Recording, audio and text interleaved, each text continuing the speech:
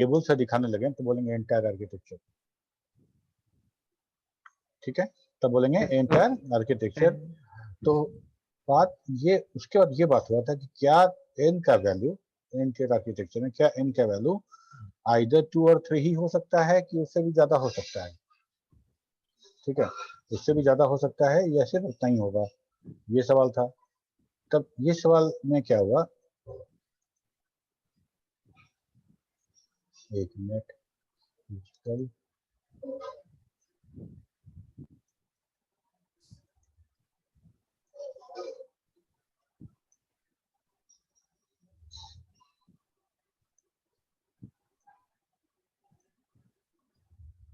हाँ, तो कि क्या कह रहे थे, एंटायर आर्किटेक्चर। हाँ, तो क्या एन का वैल्यू आइदर 1, 2 और 3 हो सकता है कि इससे ज्यादा हो सकता है, तो बोले कि इससे ज्यादा भी हो सकता है।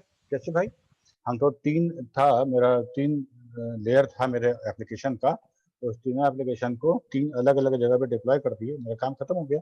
अब फर्दर क्या करेंगे, तो अब फर्दर ये कर सकते हैं कि हम डिस्ट्रीब्यूटेड डेटाबेस में जो हम लोगों ने पढ़ा कि डेटाबेस को फर्दर रीडिस्ट्रीब्यूट कर सकते हैं। अभी 3 टायर आर्किटेक्चर में जो हम लोग डेटाबेस देख रहे हैं वो हमारा सेंट्रलाइज डेटाबेस है, एक सर्वर पे है ना, एक सर्वर पे है, यस सर, एक सर्वर पे है और है। डेटाबेस, एक सर्वर पे है मेरा एप्लीकेशन, और हमारा यूजर इंटरफेस हमारे सिस्टम पे है, तो 3 टियर हो गए, ठीक।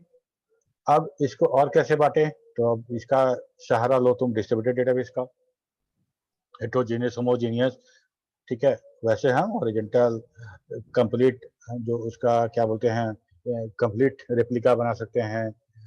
ऐसे करके हम उस एन का नंबर और बढ़ा सकते हैं, उस एन का नंबर अभी एन बराबर 3 था तो एन बराबर 4 कर सकते हैं, एन बराबर 5 कर सकते हैं, ठीक है, ये डेटाबेस तक हुआ।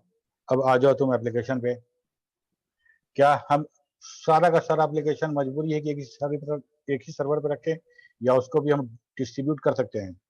तो डिस्ट्रीब्यूशन जो है ये हमारा कंप्यूटर साइंस का एक एक फंडा है, हर चीज को डिस्ट्रीब्यूट, जब हम ऑपरेटिंग सिस्टम को डिस्ट्रीब्यूटेड ऑपरेटिंग सिस्टम बना सकते हैं, डेटाबेस को जब ऑपरेटिंग डिस्ट्रीब्यूटेड डेटाबेस बना सकते हैं, तो किसी एप्लीकेशन को डिस्ट्रीब्यूटेड क्यों नहीं बना सकते हैं, ठीक है। तो ये एन फर्दर कितना बढ़ सकता है, इसका अंदाजा तुम लगाओ कि हम डेटाबेस को एन सर्वर पे डिप्लॉय कर सकते हैं। हम जो हमारा एप्लीकेशन सर्वर है, इस पे जो बिजनेस लॉजिक है, जो बीच वाला पार्ट है एप्लीकेशन का, उसको फर्दर मल्टीपल सर्वर पे डिप्लॉय कर सकते हैं। तो ये हम बोलते हैं कि ये एन है, ये एन है, ठीक है। तो ये नंबर ऑफ एन कितना हो सकता है, काफी हो सकता है, लेकिन सबसे ज्यादा यूज होने वाला जो हमारा एंटायर आर्किटेक्चर है वो 3 टियर आर्किटेक्चर है, एन बराबर 3, एन बराबर 3 वो सबसे ज्यादा इस्तेमाल होता है। और वेब बेस्ड एप्लीकेशन जितना भी होता है वो सारा का सारा हमारा एन टियर होता है।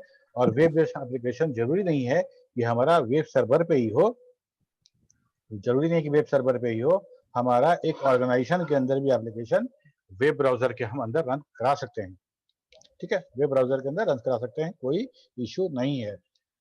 हम लोग क्या करेंगे, एक नेटवर्क है हमारा ऑफिस के अंदर, क्या नेटवर्क है, एक सर्वर, एक हम कंप्यूटर है जिसको हम मान लीजिए कि ये सर्वर है, ये सर्वर है, और उस सर्वर पे सारा का सारा बिजनेस लॉजिक वहां पे डिप्लॉय कर दिया गया, सारा का सारा बिजनेस लॉजिक डिप्लॉय कर दिया गया, और उसका आईपी बता दिया गया कि भाई 192.168.0.10 है, ठीक है। तो हमको जब रन करना है तो शॉर्टकट बना लेंगे, या फिर ब्राउजर में सीधे सीधे उसका आईपी एड्रेस लिखेंगे और मेरा वो एप्लीकेशन रन कर जाएगा। यही काम हम ब्राउजर में कैसे कर रहे थे, हमको लिखना पड़ता था facebook.com, facebook.com का आईपी एड्रेस रिजॉल्व होता था और तब जाके facebook.com खुलता था। यही काम हम बगैर नेम के, बगैर डोमेन नेम के कर सकते बड़ा आराम से। चाहे तो हम डोमेन नेम यूज कर सकते हैं, लेकिन हमको उसके लिए फर्दर इन्वेस्टमेंट करना पड़ेगा, अलग से फिर डोमेन नेम सर्वर का इस्तेमाल करना पड़ेगा, एक्सेट्रा एक्सेट्रा। लेकिन नॉर्मली क्या होता है कि ऑर्गेनाइजेशन में एक कंप्यूटर है जिसको हम लोग, जिसका IP address, local IP address fix कर दिए कि उसका आईपी एड्रेस जब भी रहेगा वो 10 रहेगा, और हमारे यहाँ पे एक शॉर्टकट बना लिए क्रोम का, और जिसमें वो लिखा रहेगा 192.168.0.10। जैसे ही डबल क्लिक करेंगे तो मेरा एप्लीकेशन खुल जाएगा और जितना काम करना है यहाँ करिए। इससे क्या फायदा है? इससे फायदा है कि आज मेरा ये लैपटॉप मान लो सपोज करो भगवान ना करे खराब हो जाए, काम नहीं कर रहा है, हम दूसरा लैपटॉप लेके आए तो हमको उसमें यूजर इंटरफेस इंस्टॉल नहीं करना पड़ेगा। हम सीधे लगाएंगे, इंटरनेट कनेक्ट करेंगे, ब्राउजर खोलेंगे और सीधे वो आईपी एड्रेस टाइप करेंगे, वो एप्लीकेशन रन करने लगेगा। समझ में आ रहा है मेरा बात? यस सर, यस सर, आ रहा है।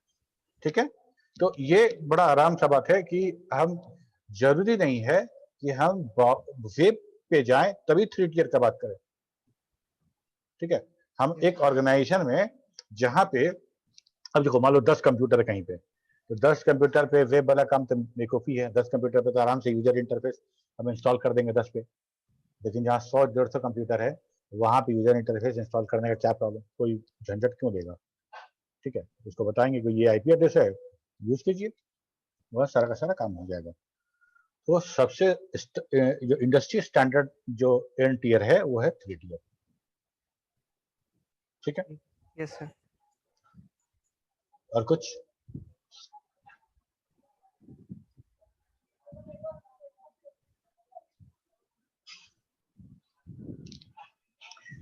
ओके, हम लोग आज देखेंगे हिस्ट्री ऑफ डीबीएमएस, कैसे कैसे डीबीएमएस हमारा इवॉल्व हुआ वो देखेंगे। उसके बाद आर्किटेक्चर ऑफ फिजिकल आर्किटेक्चर देखेंगे डेटाबेस का, या बोलो कि कंपोनेंट क्या क्या है डेटाबेस का, वो सब देखेंगे। फिजिकल आर्किटेक्चर फिजिकली कैसे बना हुआ है, क्या क्या कंपोनेंट है उसके अंदर, वो देखेंगे। सर बड़ा मेरा एक इंटरेस्टिंग होगा। सर मेरा एक और क्वेश्चन है, एक हाँ, क्वेश्चन है बस। Yes yes sir. Sir sir telnet कौन से टायर में आया? टेलनेट अगर हम लोग यूज करते हैं तो? Telnet, yes sir. Telnet client server architecture है, 2 टियर हो गया। टू टेलनेट क्या टियर। था? देखो मान लो हम ये सिस्टम है, मेरा मेरा ये क्लाइंट सिस्टम है, ठीक, यस और हमको सर्वर में भी लॉगिन करना है, सर्वर में हमको लॉगिन करना है, तो हमको लॉगिन करने के लिए कुछ तो यहाँ मिलना चाहिए ताकि सर्वर के साथ मेरा कम्युनिकेट हुआ है। ठीक है, यस यस सर। सर्वर के साथ कम्युनिकेट हो जाएगा तो सर्वर का टर्मिनल हमको मिलेगा, जहाँ पे हमको सर्वर हमसे यूजर नेम मांगेगा, पासवर्ड मांगेगा, और वो वैलिडेट होता है तो हमको लॉगिन प्रदान करेगा।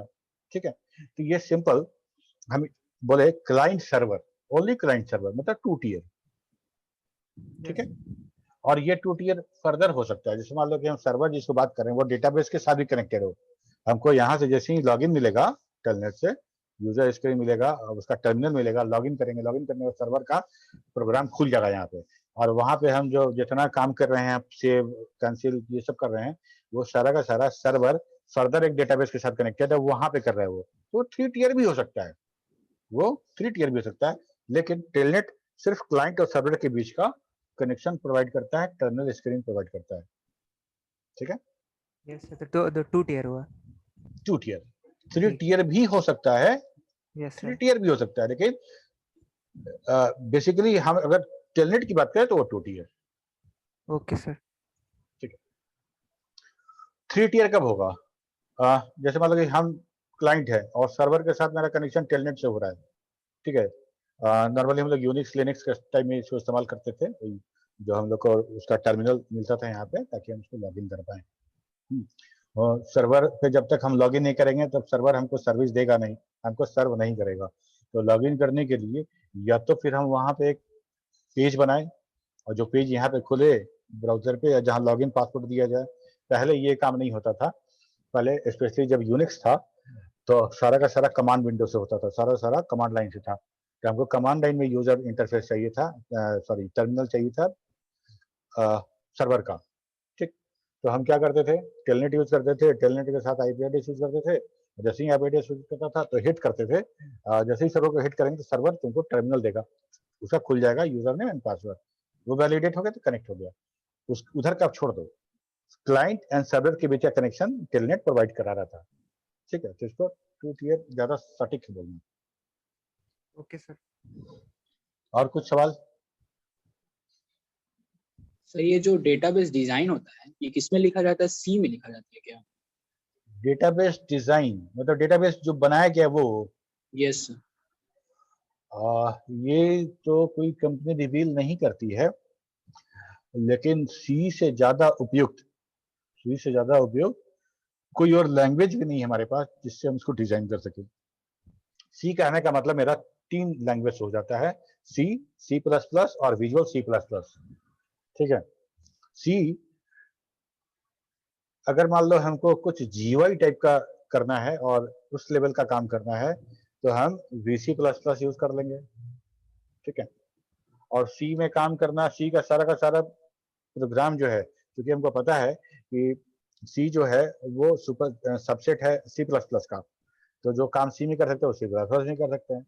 और C++ के लिए मेरे पास ज़्यादा एडवांस कंपाइलर है, अगर हम कंपेयर करें तो सी से, समझे। तो हमको अगर कुछ इस तरह का एकदम लो लेवल वाला कुछ सॉफ्टवेयर बनाना हो तो हम सी यूज करेंगे, लेकिन C++ के साथ, या बोलो डायरेक्टली बोलो C++ यूज करेंगे, और GUI का कुछ उसमें होगा तो VC++ यूज करेंगे। ठीक है, ये लेकिन ये हम अंदाज पे बोल रहे हैं, ये कोई कंपनी नहीं बोलता है, ओरेकल नहीं बोलता है कि the Oracle has been written in the C और C++, ऐसा बोलता नहीं कोई। ठीक है,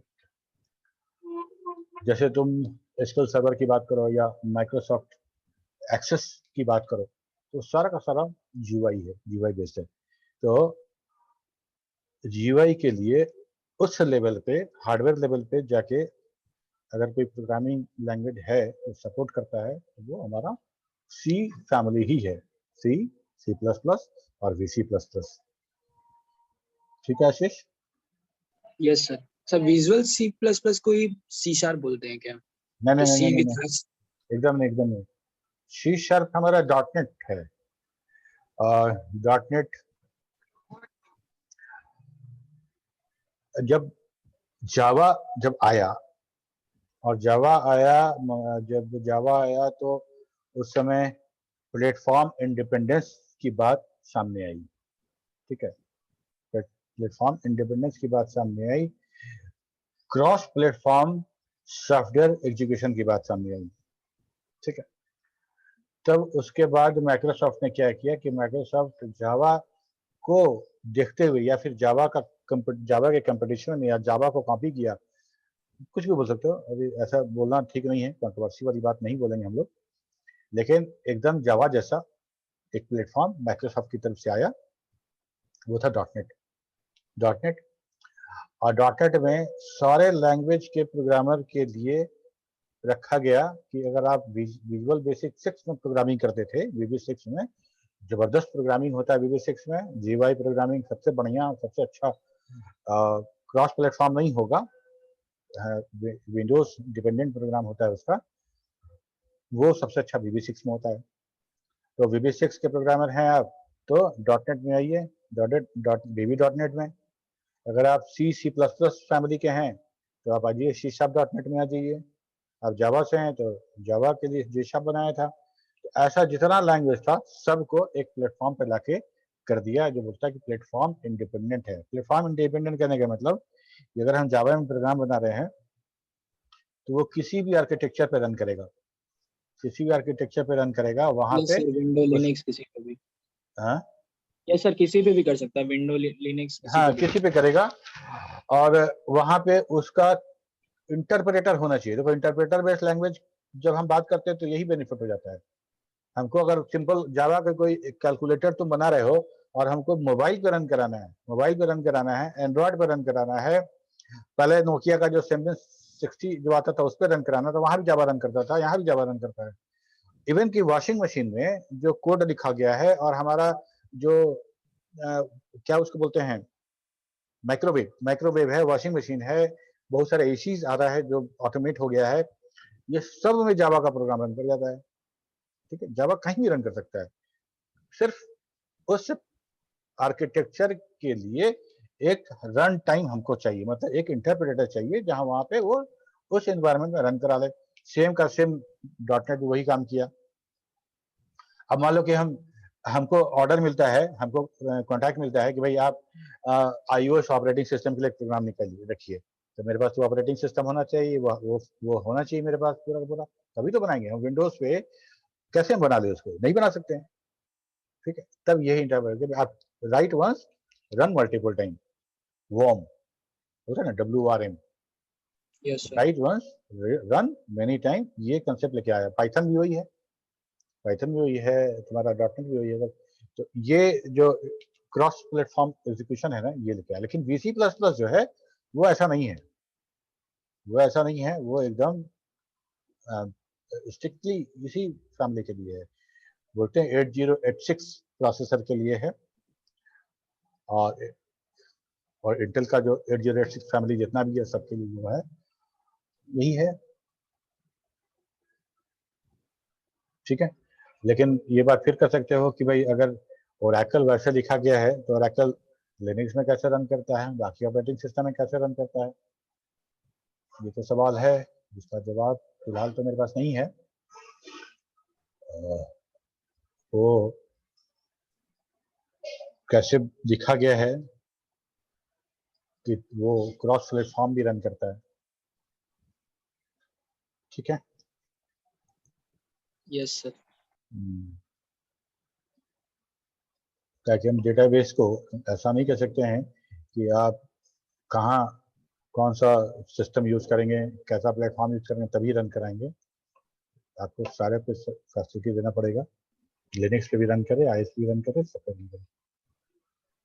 ओके, तो हिस्ट्री ऑफ डीबीएमएस।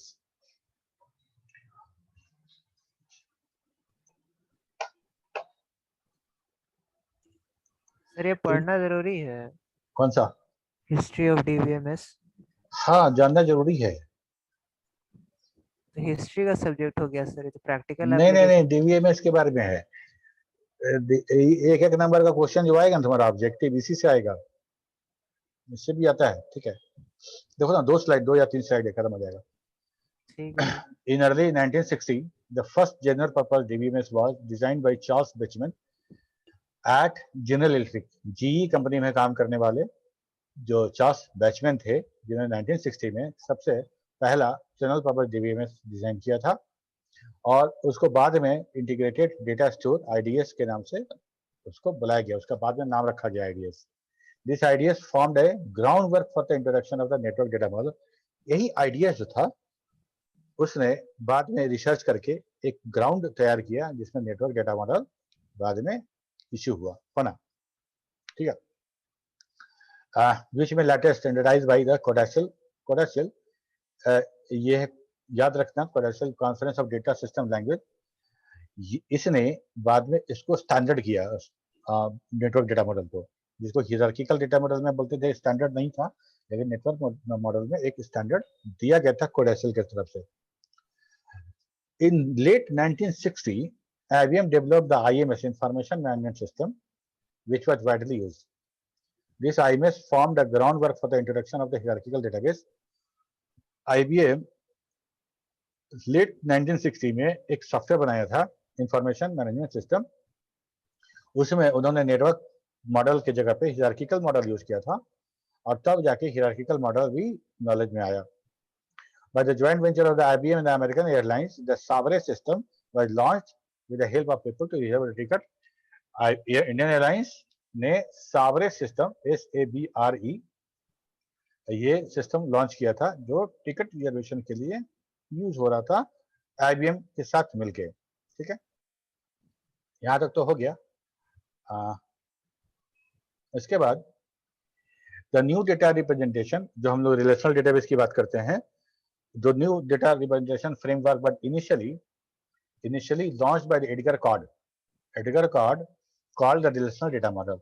इन्होंने एक कोई सेमिनार था, उसमें उन्होंने बताया कि डेटा को डेटाबेस में, जो रिकॉर्ड बेस्ड डेटाबेस है, उसको जैसे हम लोग शो कर रहे हैं हियरार्किकल डेटाबेस में, नेटवर्क मॉडल में, हम उसको रिलेशनल मॉडल के हिसाब से भी शो कर सकते हैं। ठीक है, रिलेशनल मॉडल।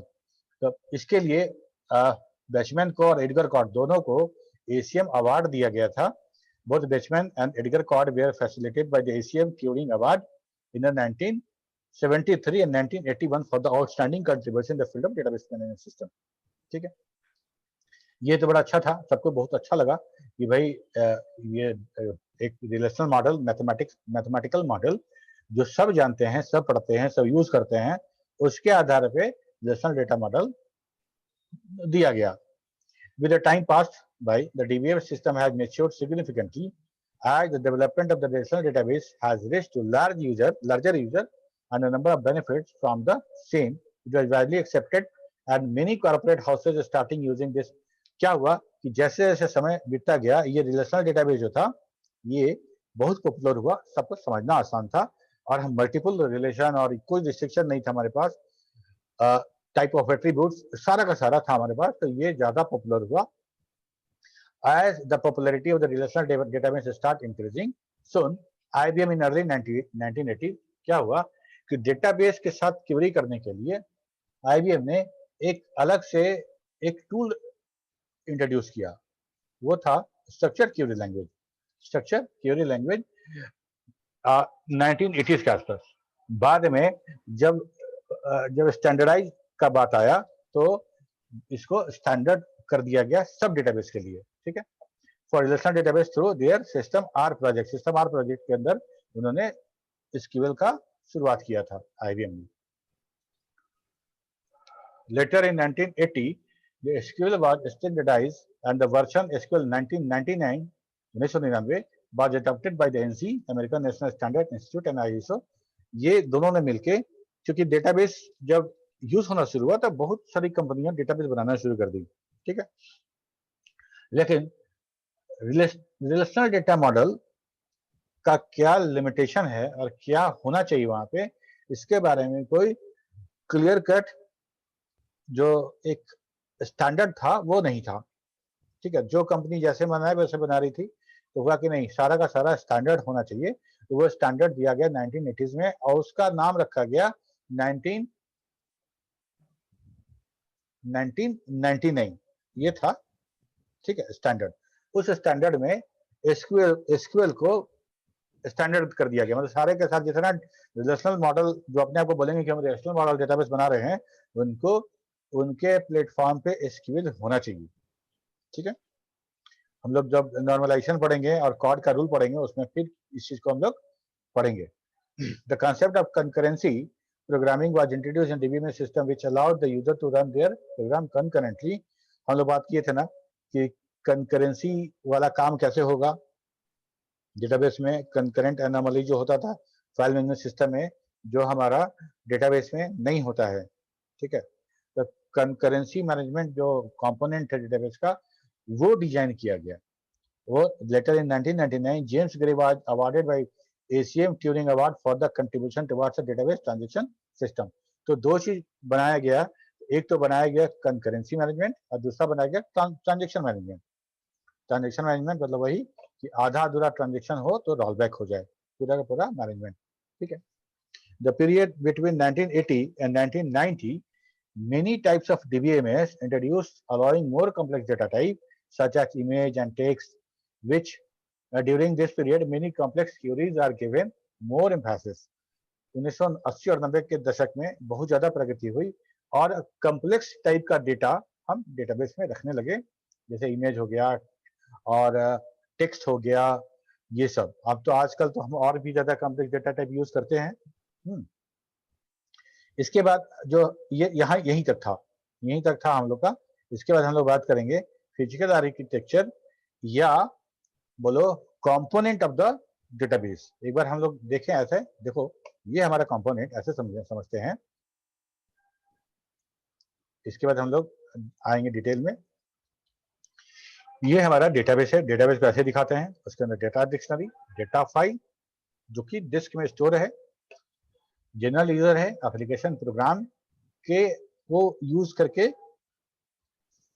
करके object code of the program यहाँ से यूज होगा इस एप्लीकेशन प्रोग्राम का, और ये ऑब्जेक्ट कोड डेटाबेस मैनेजर के थ्रू डेटाबेस को हैंडल करेगा, डेटाबेस से क्वेरी करेगा, ठीक है। ये एप्लीकेशन प्रोग्राम जो है वो सिस्टम कॉल के थ्रू DML डेटा जो मैनिपुलेशन लैंग्वेज वाला जो कमांड सब है उसको कॉल करेगा, उसके प्री कंपाइलर को कॉल करेगा।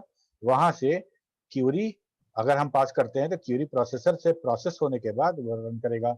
डेटा एडमिन का काम यहाँ पे आता है, जहाँ डेटा स्कीमा और डिटेल कंपाइलर ये सारा का सारा काम होता है, और यहीं से डेटाबेस बनती है। ये सारा का सारा और फिजिकल आर्किटेक्चर है डेटाबेस का, ठीक है। या बोलो ये छोटा छोटा जितना पार्ट हम देख रहे हैं वो सारा का सारा कंपोनेंट है जिसको मिला के बड़ा डेटाबेस बना है। तुम्हारे जो यूनिट 1 है उसमें कंपोनेंट वाला पार्ट है, इसलिए हम लोग इसको देख लेते हैं। Okay, the physical architecture describes the software component used by the DBMS to enter and the process data and how these software components are related and interconnected. Although it is not possible to generalize the component structure of a DBMS, हम generalize नहीं कर सकते हैं, किसी software में कुछ और structure हो सकता है और किसी सॉफ्टवेयर में कुछ और। बेसिक जो है वो समझना है हम लोग को। It is to understand a number of keys function which are common to most database management system. ठीक है? Based on various functions, the database system may be partitioned into following modules or components. ठीक है, हम एक एक component के बारे में डिस्कस करेंगे कि कौन कौन सा कंपोनेंट क्या क्या काम करेगा। Full function. What is DML compiler? DML compiler, all the database management system have two basic sets of language, data definition language, that is DDL, और दूसरा है डेटा मैनिपुलेशन लैंग्वेज, वो है वो DML. DDL क्या है? तो it contains the set of commands required to define the format of the data that is being stored. अगर हमको डेटा बनाना है, डेटा स्टोर करना है, तो हमको सबसे पहले उसका स्ट्रक्चर बनाना पड़ेगा, उसका स्कीमा बनाना पड़ेगा। ठीक है, कहने का क्या मतलब, मान लो हमको एक डेटाबेस बनाना है, हमको एंटिटी पता है और एंटिटी पता है तो उसका एट्रीब्यूट भी पता है। ठीक है, तो हम डेटाबेस जो डिजाइन करेंगे उसमें उस नाम से टेबल बनाएंगे एंटिटी नाम से, और उस टेबल के अंदर हम उस एट्रीब्यूट के नाम से फील्ड बनाएंगे, हैं, कॉलम बनाएंगे, उसका डेटा टाइप होगा, उसका विड्थ होगा। तो अभी तक डेटा उसके अंदर नहीं डाला गया है, अभी उसके अंदर डेटा नहीं डाला गया है, अभी सिर्फ स्ट्रक्चर तैयार हुआ है। हम जैसे अपार्टमेंट बनता है, कहीं पे देखते हो कि सबसे पहले दीवार बना दिया, छत बना दी, सब कुछ बना दिया, आदमी तो बाद में रहने जाता है। तो जो डेटाबेस का जो रैक बना रहे हैं, जो स्ट्रक्चर बना रहे हैं, जो अलमीरा बना रहे हैं, जो बिल्डिंग बना रहे हैं, वही है हमारा DDL command. By using DDL command we create table, we alter table, we rename table, we delete some column, we update some column of the database. ठीक है, यहाँ पे किसी तरह का कोई डेटा का बात नहीं हो रहा है, यहाँ सिर्फ डेटाबेस बनाया जा रहा है। अब उसके बाद आता है data manipulation language. Data manipulation language तुमको समझ में आ रहा है, डाटा मैनिपुलेट जहाँ पे कर सके। It defines a set of commands that modify process data to create user output. यहाँ पे हम इंसर्ट करेंगे रिकॉर्ड, रोल नंबर 1, नाम आशीष रंजन, बैच BCA और फोन नंबर दिस वन। ये जो डेटा है वो हम इंसर्ट करेंगे, बाद में हम मॉडिफाई कर सकते हैं, बाद में हम क्यूरी करके इंफॉर्मेशन डिमांड कर सकते हैं। वो सारा का सारा डेटा मैनिपुलेशन लैंग्वेज। क्लियर है?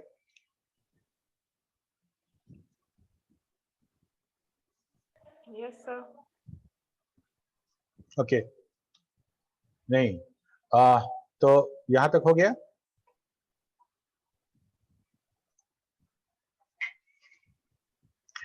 और DML statement can also be written in the application program.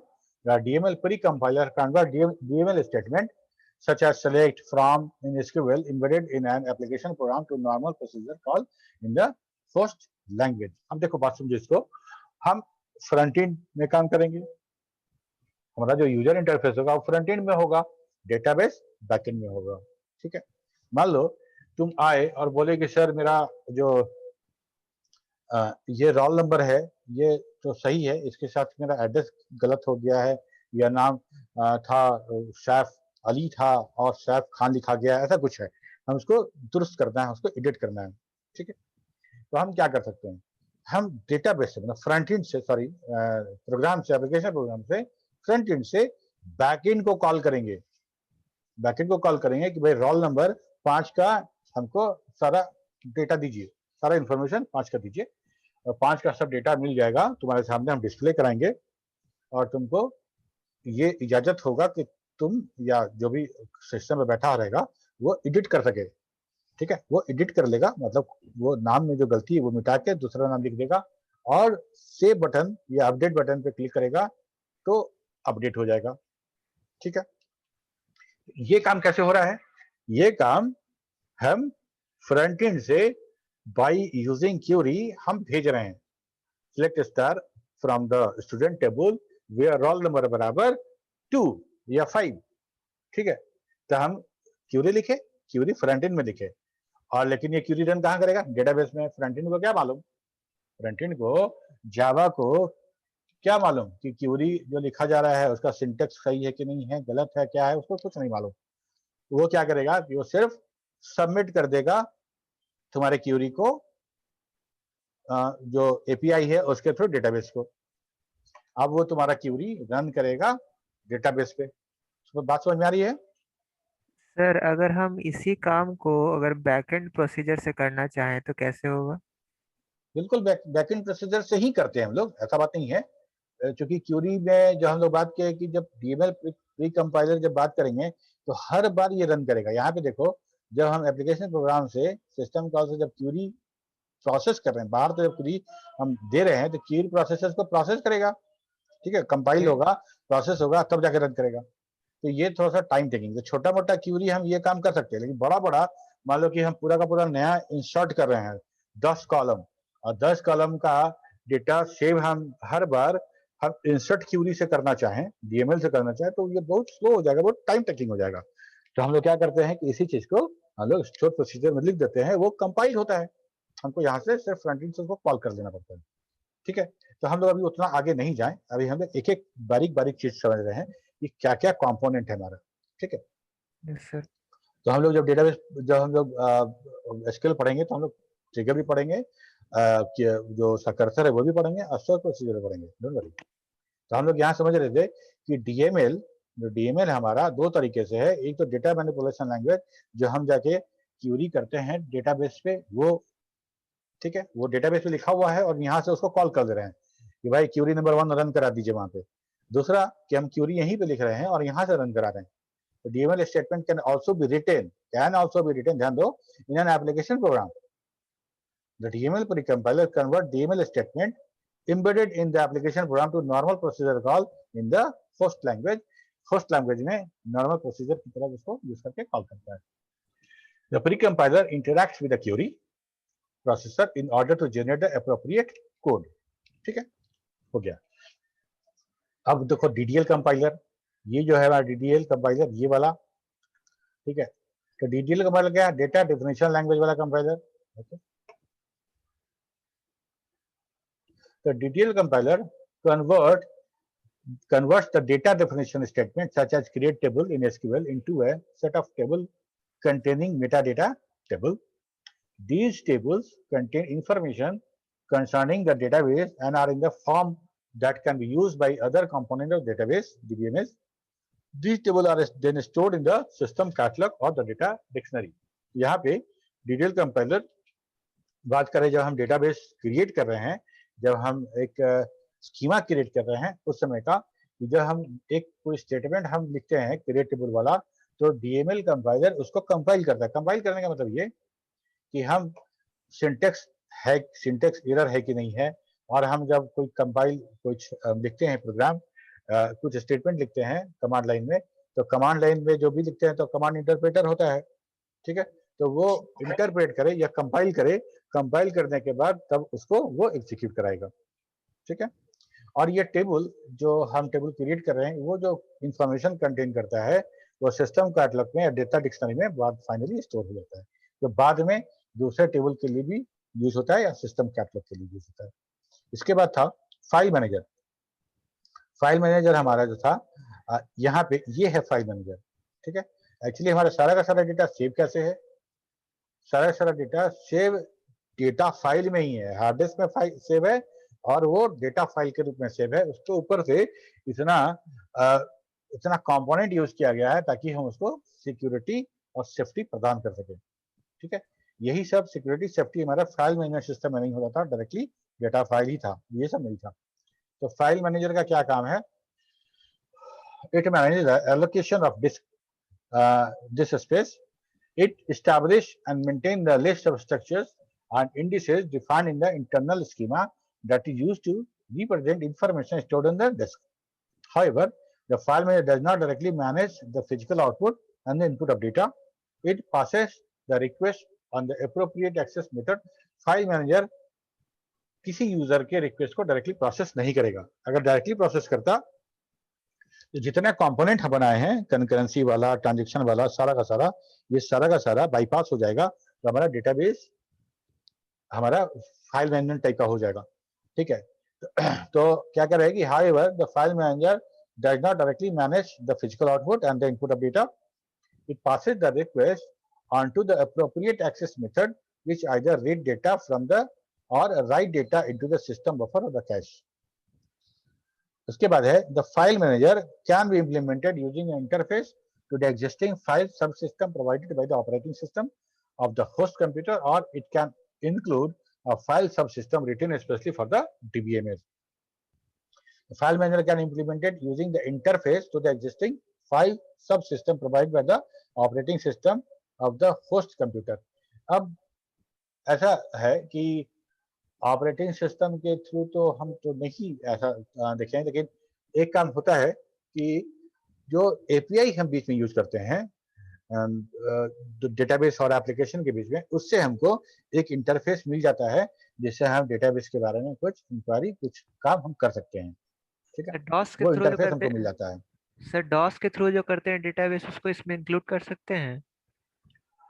DOS screen पे यस सर। तो डॉस स्क्रीन जैसा लगता है, लेकिन है तो वो स्कूल स्टार प्लस का ही ना। रटल में वो जो तुमको टर्मिनल मिलता है स्कूल स्टार प्लस का ही मिलता है। ठीक है, तो वो भी एपीआई में आएगा?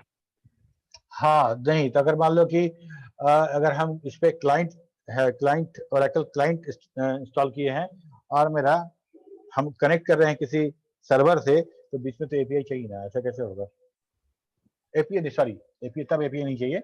एपीआई तब चाहिए जब किसी एप्लीकेशन प्रोग्राम से उसको कनेक्ट कराना चाहते हैं। तो एप्लीकेशन प्रोग्राम के लिए किसी और पार्टी का है, किसी और कंपनी का है, वो किसी और कंपनी का है, तो वो कनेक्टिविटी जो है वो कैसे होगा, उसके लिए हमको एपीआई चाहिए। ठीक है, okay Saif. Yes sir.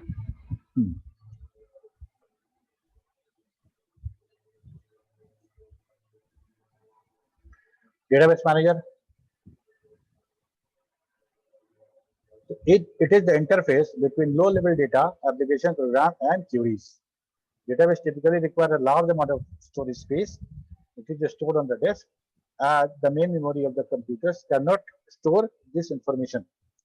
Data is moved between disk storage and the main memory as needed. Database manager देखो कहाँ पे है, यहाँ पे, जहाँ पे ये फाइल मैनेजर ठीक ऊपर है डेटाबेस मैनेजर। ठीक है, ये दिस इज डेटाबेस मैनेजर।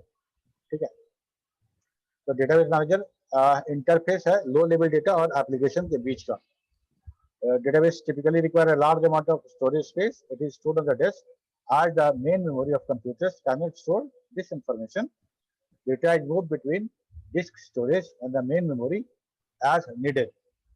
याद है हम लोग एक पढ़ते थे वर्चुअल मेमोरी ऑपरेटिंग सिस्टम में, याद है किसी को?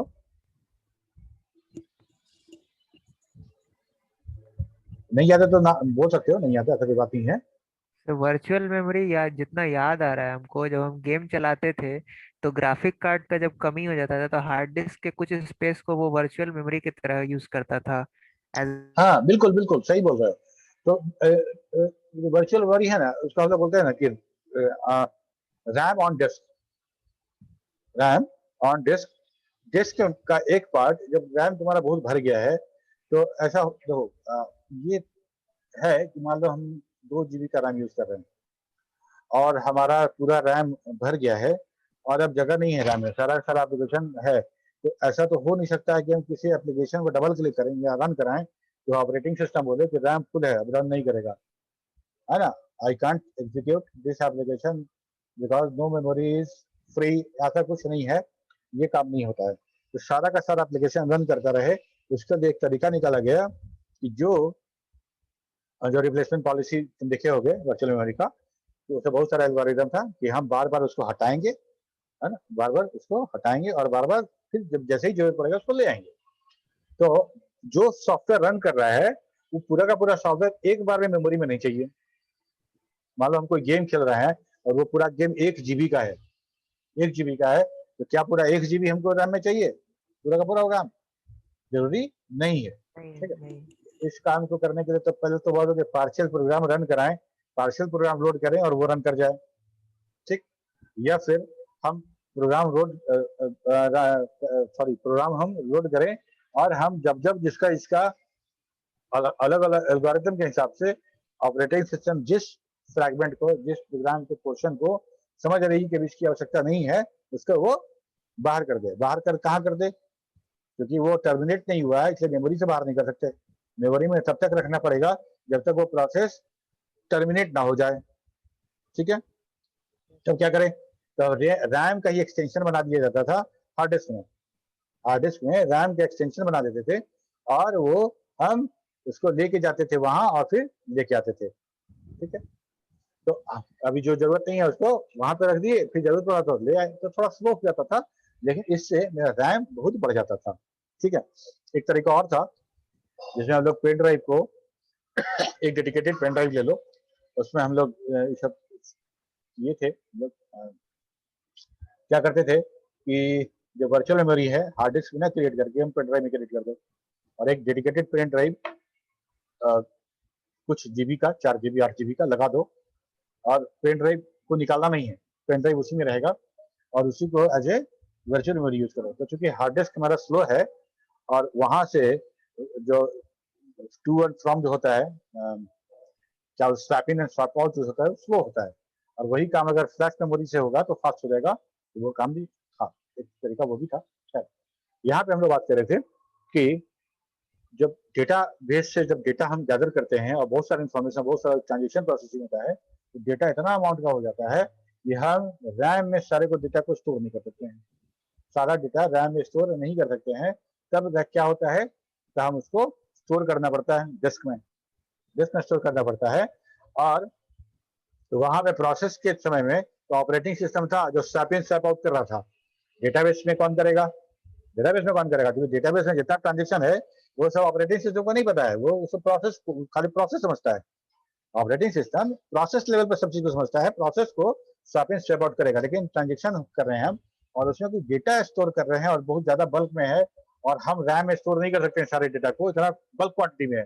तब क्या करें, तब वही वाला वर्चुअल मेमोरी वाला कंसेप्ट यूज करके हम उसको सेव करेंगे कहाँ, सेकेंडरी स्टोरेज में। और उसके लिए हम खड़ा करेंगे डेटाबेस मैनेजर को कि भैया जो जो डेटा का जरूरत पड़ेगा आप दीजिएगा, और जो हमको नहीं जरूरत पड़ेगा मेमोरी से हम भेजेंगे आपको तो रख दीजिएगा। ठीक है, तो data is moved between the disk storage and the memory as needed, ये करेगा। ये यहाँ ऑपरेटिंग सिस्टम हमको हेल्प नहीं कर सकता था। ठीक है sir, yes sir. Since the movement of the data to and from disk is slow relative to the speed of the CPU and computer, CPU of the computer, it is imperative that database system structure data so as to minimize the need to move data between the disk and the main memory.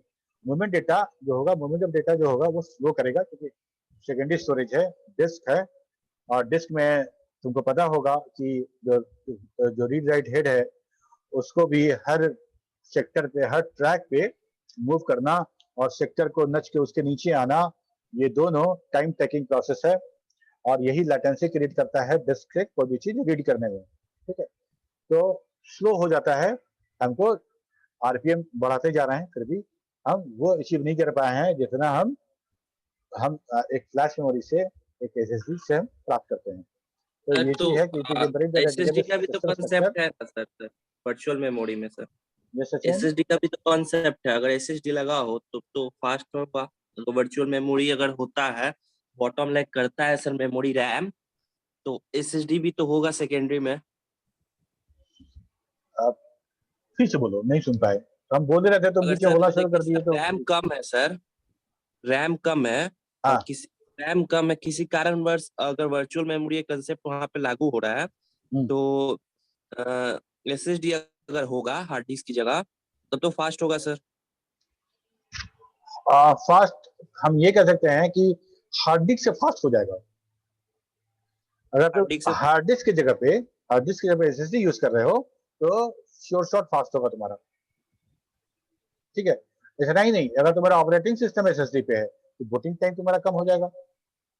Booting time तुम्हारा कम हो जाएगा। SSD जितना भी तुम्हारा file system है, जितना भी operating system का सिस्टम है, सारा का सारा बहुत जल्दी रैम में लोड हो जाएगा। हार्ड डिस्क से टाइम लगता है।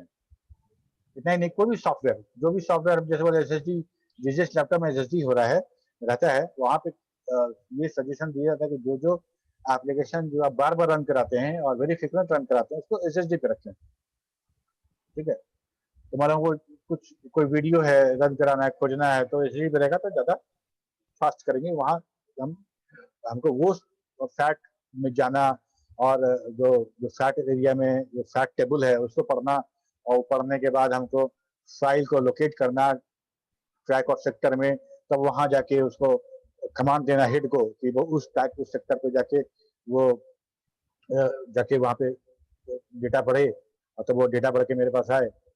तो ये सारा जो प्रोसेस है बहुत स्लो है। तो ऑल्दो बहुत फास्ट है, क्योंकि हमारा दिन पे दिन जो हार्ड डिस्क है उसका आरपीएम बहुत बढ़ता जा रहा है और हेड का मूवमेंट भी बहुत फास्ट होता जा रहा है। फिर भी अगर तुम एसएसडी से कंपेयर करोगे तो फर्क तो पड़ेगा ही। ठीक है, तो एसएसडी यूज कर दो, फास्ट हो जाएगा। एसएसडी नहीं है तो एक dedicated pen drive 2 GB 4 GB का एक पेन ड्राइव बहुत सस्ता मिल जाएगा 200-300 रुपए में, या फिर तुम्हारे पास कोई पेन ड्राइव या तुम यूज नहीं करते हो, उसको कुछ तरीका है, कुछ फाइल वाइल उसको कुछ सेटअप करना पड़ता है, वैसा करके लगा लगा दो, क्या बोलते हैं, कोई किसी यूजर ड्राइव में लगा दो और उसको छोड़ दो वहीं पे। ठीक है, तो जब भी तुम्हारा जो रैम है जब भी ओवरफ्लो होगा, जब भी ज्यादा होगा, तो जो स्वैप इन स्वैप आउट होगा वो पेन ड्राइव में होगा। ठीक है, that will little faster than swap in swap out from the hard disk. Okay, is it okay Sachin? Yes, sir. Yes. Okay.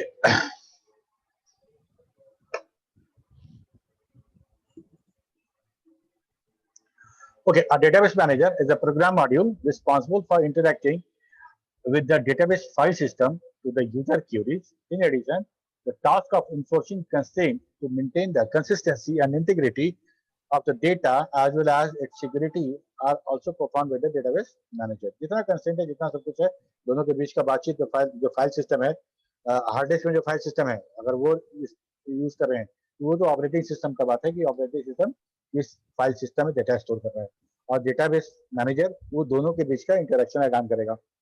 synchronizing the simultaneous operation performed by concurrent users is under the control of the data manager, concurrency control management. ठीक है, it also perform backup and recovery operation. All these work are for database manager. ठीक है, the important responsibility of database manager are interaction with the file manager, integrity enforcement, जो integrity लगा रहे हैं उसको enforce करना, उसको इंश्योर करना, तो सिक्योरिटी इन्फोर्समेंट सिक्योरिटी प्रोवाइड करना, बैकअप एंड रिकवरी प्रदान करना, कंकरेंसी दो ट्रांजेक्शन एक साथ कंकरेंट दो ट्रांजेक्शन हो उसको कंट्रोल करना। ठीक है सर, इंटेग्रिटी नहीं समझ में आया। क्या नहीं समझ आया? इंटेग्रिटी नहीं समझ में आया। इंटीग्रिटी कहने का मतलब हम बहुत सारा कंस्टेंट लगाते हैं, बहुत सारा कंस्टेंट लगाते हैं, जैसे प्राइमरी की कंस्टेंट हो गया, डोमेन कंस्टेंट हो गया, फॉरेन की कंस्टेंट हो गया, इस तरह का बहुत सारा एक रूल लगाते हैं जिस रूल को फॉलो करना पड़ेगा डेटाबेस को। ठीक है, याद करो जब हम लोग बात कर रहे थे सेट का, तो हम लोग बात करते थे कि सेट में कितना वैल्यू है एक सेट में, वो उस सेट का पॉसिबल वैल्यू है, मैक्सिमम पॉसिबल वैल्यू है, उससे ज्यादा नहीं हो सकता वहां पे। ठीक है, तो मान लो हमको डोमेन फिक्स करना है, हमको प्राइमरी की फिक्स करना है, हम यहाँ पे खाली नहीं छोड़ सकते हैं, that should be not null होना चाहिए। ठीक है, ऐसा बहुत सारा इंटीग्रिटी है, हम लोग देखेंगे जब कंस्टेंट देखेंगे डेटाबेस में, तो उस सारे कंस्टेंट को जो इन्फोर्स करेगा, जो फॉलो, जो उसको ओबे कराएगा, वो काम है डेटाबेस मैनेजर का, वही इंटीग्रिटी इन्फोर्समेंट है। ठीक है, यस सर, क्या? Yes sir, yes sir, yes sir. ठीक है, शायद एक बार तुम वीडियो ऑन करो तो हम तुमको रिकॉग्नाइज नहीं कर पा रहे हैं कभी। सर आप हमको जानते हैं, फर्स्ट ईयर पाइथन। एक बार वीडियो ऑन करो ना।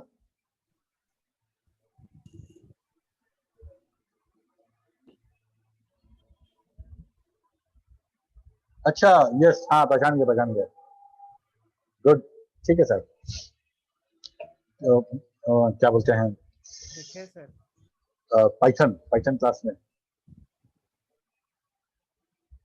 Yes sir. ओके तो ये काम हो गया, यहाँ तक तो बात हो गया कि रिस्पॉन्सिबिलिटी हो गया। Interaction with the file manager, इसी चीज को अच्छे से समझाया गया है। फाइल मैनेजर का इंटरेक्शन कैसे होगा। The raw data is stored on the disk using the file system which is usually provided with the operating system. हम FAT32 यूज कर रहे हैं, इंटरफेस यूज कर रहे हैं, कोई भी फाइल सिस्टम यूज कर रहे हैं, ये फाइल सिस्टम पूरा का पूरा ऑपरेटिंग सिस्टम के हिसाब से है। हम डेटाबेस में डेटा सेव करेंगे, अलग बात है हम कोई भी डेटाबेस यूज कर लें, लेकिन डेटाबेस फाइनली सारे डेटा को रिकॉर्ड के रूप में, फाइल के रूप में सेव करेगा। ठीक, तो वो फाइल सिस्टम जो है वो ऑपरेटिंग सिस्टम डिपेंडेंट है, डेटाबेस से कुछ नहीं कर सकता है। ठीक, तो वो जो हो गया, जो रॉ डेटा जो सेव हो रहा है वो डेटाबेस में सेव हो रहा है, सॉरी वो फाइल में सेव हो रहा है ऑपरेटिंग सिस्टम के कंट्रोल में। The database manager translate the various DML statement into low level file system command. ये काम करेगा डेटाबेस, तो जितना डेटा मैनिपुलेशन लैंग्वेज वाला कमांड है वो लेवल में इसको कन्वर्ट करेगा। The database manager is responsible for the actual storing, retrieving and updating of the data in the database. क्या कहना चाह रहे हैं कि डेटाबेस सारा का सारा जो रॉ डेटा है वो सेव है हमारा फाइल मैनेजमेंट, जो फाइल सिस्टम है ऑपरेटिंग सिस्टम उसमें। लेकिन हमको डेटा कैसे चाहिए, हमको डेटा चाहिए रिकॉर्ड के रूप में, हमको डेटा चाहिए इंफॉर्मेशन के रूप में। ठीक है, तो ये काम कैसे होगा, ये काम सारा का सारा दिया गया डेटाबेस मैनेजर का। एक्चुअल स्टोरिंग कैसे होगा, रिट्रीवल कैसे होगा, अपडेट कैसे होगा, ये सारा काम डेटाबेस मैनेजर करेगा। अब समझो इसको कितना इंपॉर्टेंट काम है कि डेटाबेस सेव है दूसरे लेवल में, एकदम लो लेवल में सेव किया गया है। डेटाबेस मैनेजर मेरे और उस डेटा फाइल के बीच में कौन खड़ा है, डेटाबेस मैनेजर। इसका काम कुछ वैसा ही है जैसे ऑपरेटिंग सिस्टम में कर्नल का काम होता है। ठीक है, तो हम ये कह सकते हैं कि ये हम मेरा और उस फाइल का एक इंटरफेस इंटरेक्शन करवा रहा है। तो सारा का सारा जो हम रिक्वेस्ट करेंगे, जो इंफॉर्मेशन चाहिए हमको, जिसका रिक्वेस्ट करेंगे, जो स्टोर करने बोलेंगे, वो सारा का सारा डेटाबेस मैनेजर ही करेगा। ठीक है, अब इंटीग्रिटी एनफोर्समेंट अभी पूछ रहे थे, देखो the data value stored in the database must satisfy the certain type of consistency constraint. For example, the balance of the bank account may never fall below a prescribed amount, for example ₹1000। ठीक है, database में एक rule है कि किसी account से 1000 से कम नहीं होना चाहिए। ठीक है, तो क्या अगर मान लो फाइल मैनेजमेंट सिस्टम यूज कर रहे होते, जब तुम विड्रॉ करते पैसा तो हमको बाद चेक करना पड़ता भाई 1000 तो बचेगा ना इतना पैसा निकालने के बाद, अगर 1000 से कम होने वाला है तो हम मना कर देंगे कि नहीं पैसा नहीं निकाल सकते आप, ये हमको मैनुअली चेक करना पड़ेगा। लेकिन यहाँ पे क्या है कि हम ये कंस्ट्रेंट हम इंटीग्रिटी कंस्ट्रेंट के रूप में इन्फोर्स कर देंगे। सिमिलरली जैसे ही कोई ट्रांजेक्शन तुम परफॉर्म करोगे जिसके परफॉर्म होने पे बैलेंस 1000 से कम हो रहा है तो वो ट्रांजेक्शन रन नहीं करेगा, एरर दे देगा कि भाई ये यहाँ पे ये वाला इंटीग्रिटी जो है वो वायलेट हुआ है। ठीक है, similarly the number of holiday per year an employ may having should not exceed the 8 days। इसको कर सकते हैं, जैसे मान लो 100 नंबर का एग्जाम हो रहा है, ठीक, और किसी को 90 आया या 99 आया, 60 आया, कुछ भी आया, और गलती से 60 के जगह पे 600 हो गया।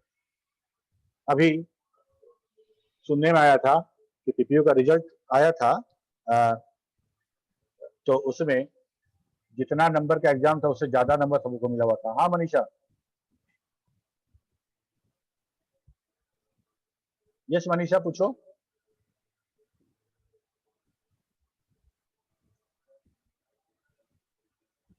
Manisha has raised the hand.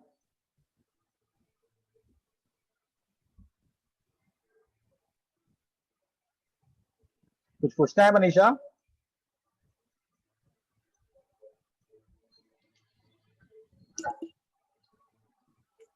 Okay ठीक है, तो मतलब हम ये चाहे कि ऐसा कोई इंटर ना कर पाए गलती से, मैक्सिमम 100 में 100 आ सकता है, 100 से ज्यादा नहीं आ सकता है, तो हम ये एक इंटीग्रिटी इन्फोर्स कर सकते हैं, ये कंस्टेंट वहां पे हम इन्फोर्स कर सकते हैं कि मार्क्स में 100 से कोई ज्यादा ना डाले बाई मिस्टेक। यही सब जो इंटीग्रिटी है, ये हम इसी को इंटीग्रिटी बोल रहे हैं। These constraints must be specified explicitly by the DVA.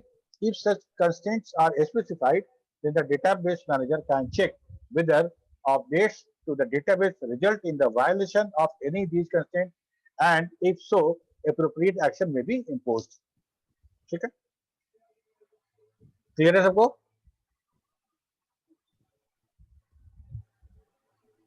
Clear, sir. Yes, sir. ठीक है, Yes, sir. ये हमारा बहुत सारा इंटीग्रिटी, देखो इंटीग्रिटी अगर हम नहीं पोस्ट करते हैं तो हमारा डेटाबेस में फिर डेटा जो है ना, एक्यूरेट जो क्वालिटेटिव इंफॉर्मेशन था वहां फिर नहीं हो पाएगा। एक्यूरेट इंफॉर्मेशन हमको नहीं मिलेगा, कुछ तो कुछ इंफॉर्मेशन हमेशा गड़बड़ रहेगा। किसी का मार्क्स किसी का अगर मार्क्स 50 आया है और मान लो उसका 5 और 0 की जगह पे एक और 0 हो गया, 500 हो गया, तब गड़बड़ हो जाएगा। ठीक है, तो अब सिक्योरिटी इंफॉर्मेशन, सिक्योरिटी कैसे इन्फोर्स होगा?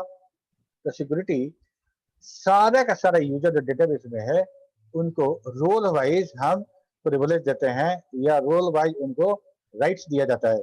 Not every user of the database needs to have access to the entire content of the database. It is the job of the database manager to enforce this security requirement. तुमको पता है कि admin, user या इस तरह का हम बहुत सारा लॉगिन बना सकते हैं। मान लो लॉगिन पुष्कर राज के नाम से एक लॉगिन बना और उनको प्रिविलेज देना था, कौन सा दिया जाए? तो 4 स्तर का प्रिविलेज बनाया गया है। एक एडमिन है, मतलब सब चीज, everything, you can delete, you can modify, you can insert, you can update everything. ठीक है, दूसरा है तुम्हारा यूजर। यूजर है तो हम यूजर को क्या क्या दिए हैं? तो यूजर को सिर्फ दिए व्यू, आप डेटा देख सकते हैं, चेंज नहीं कर सकते हैं। वो गेस्ट बना दिए, गेस्ट को हम कुछ टेबल दिए देखने के लिए, बाकी टेबल को नहीं दिए देखने के लिए।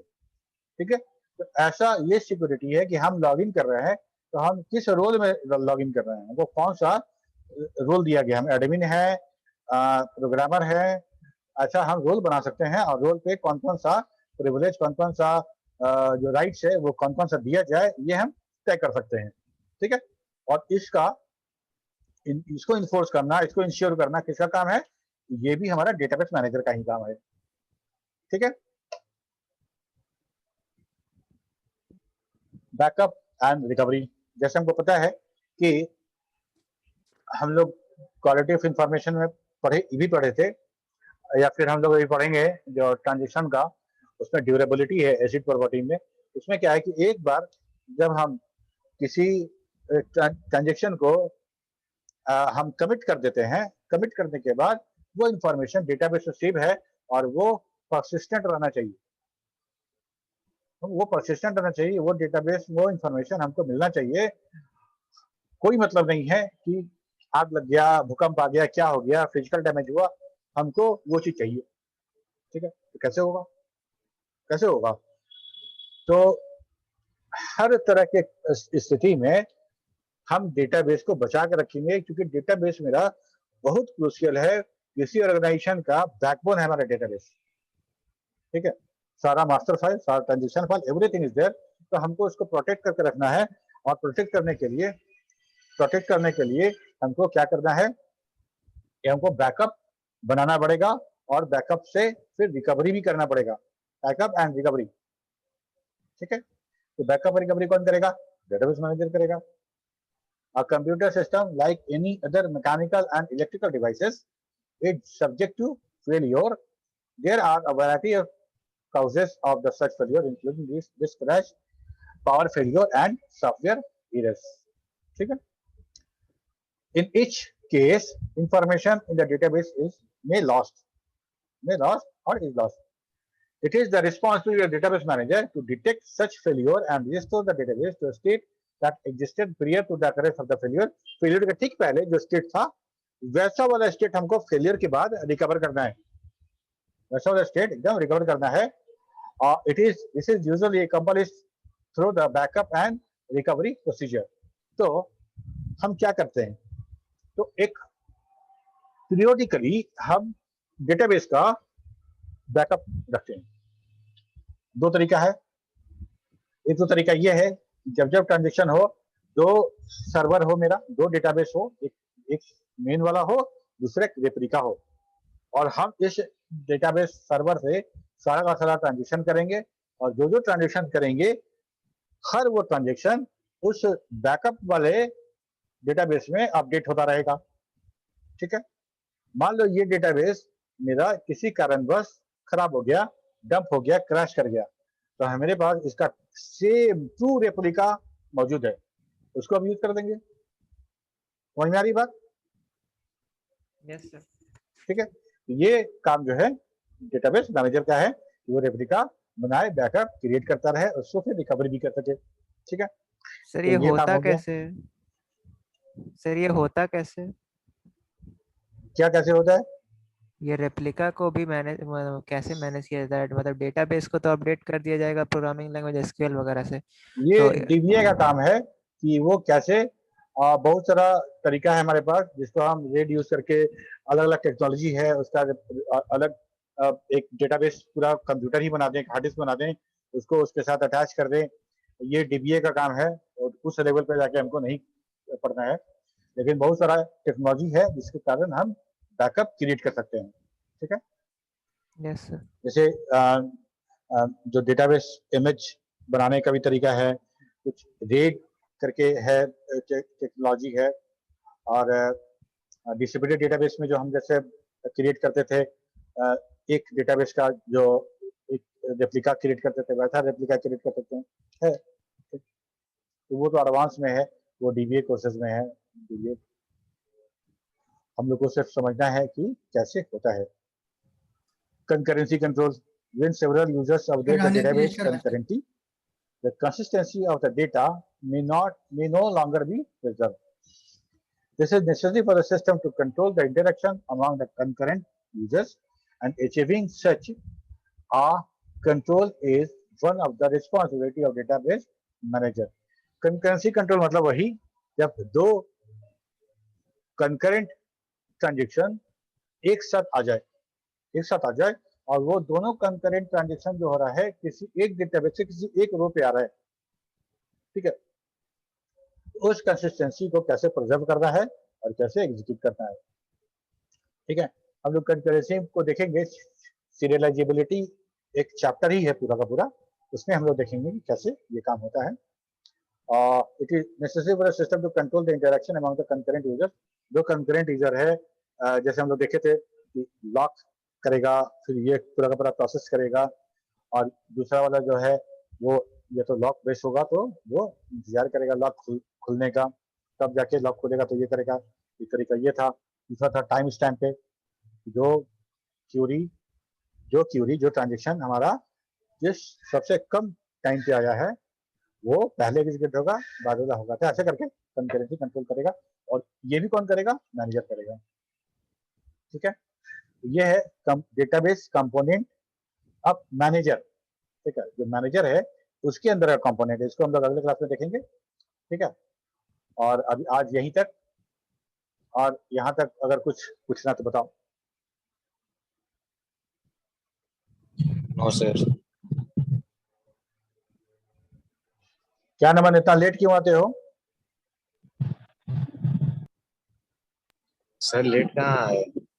लेट आए हो सर. यहाँ से जब तुम आते हो तो हम ही क्लिक करते हैं, तो तुम अंदर नहीं तुम सर, लॉगिन दोबारा हो पाता है. सर जब आप क्लास 9 बजे रहता है तो ठीक रहता है. 8 बजे कुछ ज्यादा सुबह हो जाता है. अब 9 बजे एक दिन किए तो सवाल कर रहे थे कि सर आज 9 बजे क्यों कर रहे हैं. बहुत बहुत सुबह भेज देते हैं सर कभी कभी लिंक आप। जो और कोई सवाल है किसी का?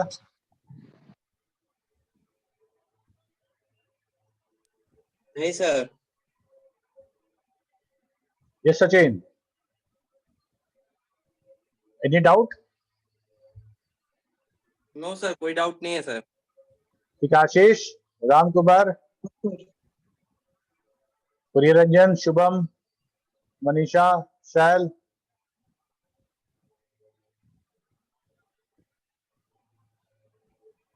No problem sir. Abhinav Shrestha, कहाँ हो? प्रिंस, ठीक है ना? सर सेशन एंड करा जाए? सर एक क्वेश्चन। हाँ, अच्छा एक मिनट, प्रियरंजन और शुभम ले ली हो ना? Yes sir. अच्छा, किस, हाँ क्वेश्चन क्या था, पूछो। हाँ सर, पूछ रहे थे कि सर हम लोग कपलिंग और कोहेजन भी पढ़े हैं, तो डेटाबेस में कपलिंग और कोहेजन का कोई इम्प्लीमेंटेशन है? क्या क्या क्या फिर से बोलो? कपलिंग और कोहेजन का सर इम्प्लीमेंटेशन है डेटाबेस में? कपलिंग एंड कोहेजन ध्यान में तो नहीं आ रहा है, कहाँ पढ़े थे? सॉफ्टवेयर इंजीनियरिंग में सर पढ़े थे, और सॉफ्टवेयर सिस्टम इंजीनियरिंग में, एनालिसिस। अच्छा।